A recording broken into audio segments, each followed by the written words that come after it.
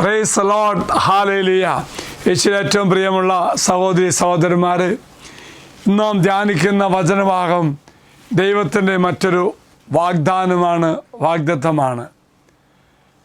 ദൈവത്തോട് ചേർന്ന് നിൽക്കുന്ന നമുക്ക് വലിയ അനുഗ്രഹം ലഭിക്കുമെന്നും അവിടുത്തെ പദ്ധതി അനുസരിച്ച് വിളിക്കപ്പെട്ടവരായി നമുക്ക് ദൈവമെല്ലാം ക്രമപ്പെടുത്തുമെന്ന് അർത്ഥമാക്കുന്ന വചനഭാഗമാണ്. റോമാലേഖനം 8-ാം അധ്യായം 28-ാം വാക്യത്തിൽ പ്രകാരം വായിക്കുന്നുണ്ട്: ദൈവത്തെ സ്നേഹിക്കുന്നവർക്ക്, അവിടുത്തെ പദ്ധതി അനുസരിച്ച് വിളിക്കപ്പെട്ടവർക്ക് അവിടുന്ന് സകല നന്മയ്ക്കായി പരിണമിക്കുന്നു. ഓർക്ക പ്രിയമുള്ളവരെ, 3 കാര്യം. ദൈവത്തെ സ്നേഹിക്കുന്നവർക്ക്, നാം ദൈവത്തെ സ്നേഹിക്കുകയാണെങ്കിൽ ദൈവം നമ്മെ വിളിച്ചെന്ന ബോധ്യം നമുക്കുണ്ടാകുമ്പോൾ ഓർക്കുക, ദൈവത്തിൻ്റെ വാഗ്ദത്തം എല്ലാം ദൈവം നമുക്ക് നന്മയ്ക്കായി പരിണമിക്കുന്നു. എല്ലാം നമ്മുടെ ജീവിതത്തിൽ നന്മയായി മാത്രം ഭവിക്കുന്നു.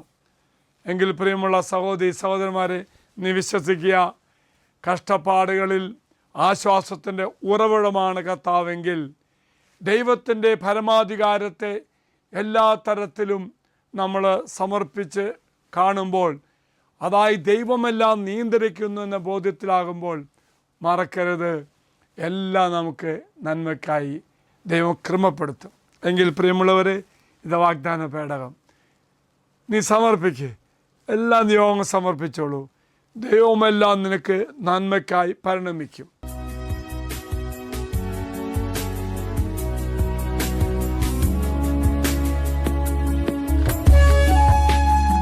ഇത് നിങ്ങൾ സമർപ്പിച്ച നിങ്ങളുടെ എല്ലാ നിയോഗങ്ങളും അൾത്താരയിലേക്ക് അച്ഛൻ സമർപ്പിക്കുന്നു.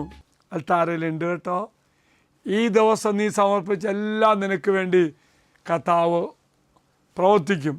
ദൈവമെല്ലാം ക്രമപ്പെടുത്തും. എല്ലാ നന്മയ്ക്കായി നിന്റെ ജീവിതത്തിൽ പരിണമിക്കും. ദൈവം എല്ലാവരെയും അനുഗ്രഹിക്കട്ടെ എന്ന് പ്രാർത്ഥിക്കുന്നു.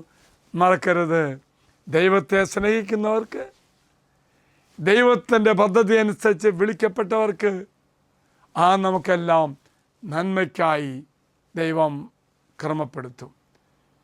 ഈശ്വരാശ്വാസം തരാം. നമ്മുടെ കർത്താവായ മിശിഹായുടെ കൃപയും പിതാവായ ദൈവത്തിൻ്റെ സ്നേഹവും പരിശുദ്ധാത്മാവിൻ്റെ സഹവാസവും നമ്മെല്ലാവരോടും കൂടെ ഉണ്ടായിരിക്കട്ടെ, ഇപ്പോഴും എപ്പോഴും എന്നേക്കും. ആമേൻ. Praise the Lord. ഈ ചാനൽ സബ്സ്ക്രൈബ് ചെയ്തും മറ്റുള്ളവർക്ക് ഷെയർ ചെയ്തും നമ്മുടെ കർത്താവിൻ്റെ സുവിശേഷ വേലയിൽ നമുക്കും പങ്കാളികളാകാം.